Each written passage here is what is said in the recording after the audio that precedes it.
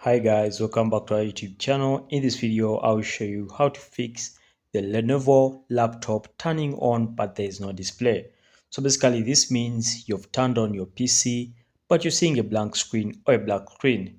So to fix this, I'll show you these following steps. Step number one, you can try reconnecting or connecting the laptop to an external monitor.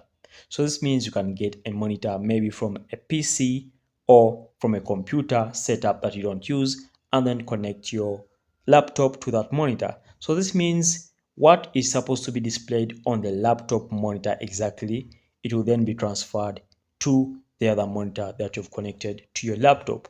That could be a good solution. Solution number two, try booting the laptop into safe mode.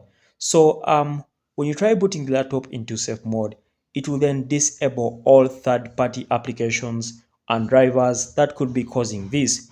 So this means when you boot the laptop into safe mode, all the third-party application and the drivers will be disabled, and then if at all it is a cause of the display being black, it will then go to default and it will then show once again.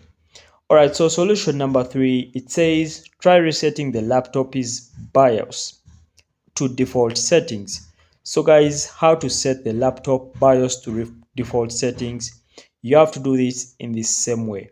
You have to turn on your PC on the power button, and as your laptop is turning on, you have to press on the F9 key on your keyboard.